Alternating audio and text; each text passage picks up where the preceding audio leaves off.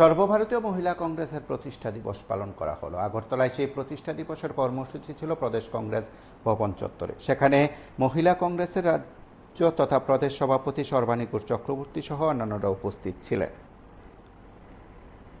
আগরতলায় কংগ্রেস ভবন চত্বরে সেখানে পতাকা উত্তোলন সহ মহিলাদের সশক্তিকরণের লক্ষ্যে আলোচনা সভার আয়োজন ইত্যাদি করা হয়েছে।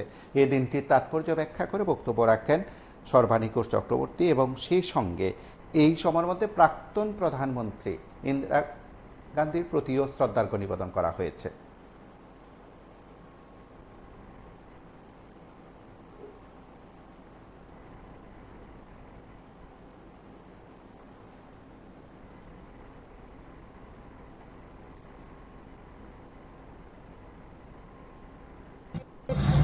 সর্বভারতীয় মহিলা কংগ্রেসের 41তম প্রতিষ্ঠা দিবস।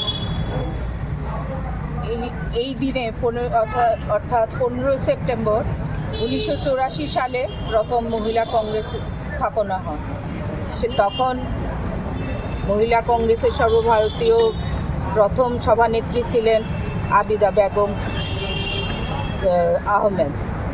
তো আজকের দিনটি আমরা ত্রিপুরা প্রদেশ মহিলা কংগ্রেসের কাছে অত্যন্ত গুরুত্বপূর্ণ দিন। আমাদের প্রয়াত প্রধানমন্ত্রী তথা আয়রন লেডি ইন্দিরা গান্ধীজি আমাদের এই মহিলা কংগ্রেস প্রতিষ্ঠা করেছিলেন।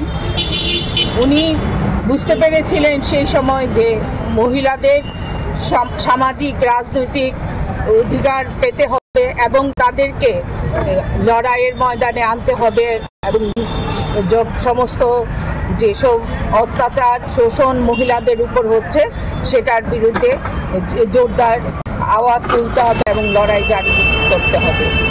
আজকে আমাদের ভারতবর্ষে এমন একটি ক্ষমতায় আছে যারা মহিলাদের জন্য তো অনেক কিছুর আয়োজন করেছেন, বেটি বাঁচাও বেটি পড়াও স্লোগান দিচ্ছেন, অথচ আমাদের নারীদের নিরাপত্তা এই দেশে আজকে চোখে পড়ার মতো। যেভাবে একের পর এক মহিলাদের উপর অত্যাচার এবং ধর্ষণ শানিত হচ্ছে, সেটা আমাদের ত্রিপুরা রাজ্যেও সেম ডবল ইঞ্জিনের সরকার প্রতিষ্ঠিত আছেন, অথচ মহিলাদের সুরক্ষার ব্যাপারে ওনারা কোনো কিছু উপায় বের করতে পারছেন না। যুক্তি পরপর দেখেছেন, আমরা শুধু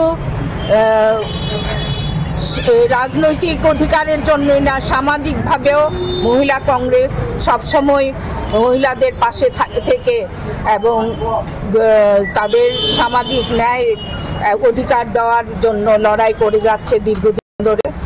তেমনি আমরা ত্রিপুরা প্রদেশ মহিলা কংগ্রেসও সেই মহিলাদের অধিকার, রাজনৈতিক অধিকার, সামাজিক অধিকার এবং ন্যায়ের অধিকার প্রতিষ্ঠা করার জন্য আপনারা দেখেছেন যে আমরা বিগত জানুয়ারি মাসে 2025-এ আমরা রাজ্যভিত্তিক কনভেনশন করেছিলাম। সেখানেও আমরা মহিলাদের 9 দফা দাবি সহ সমস্ত কিছু তুলে ধরেছিলাম।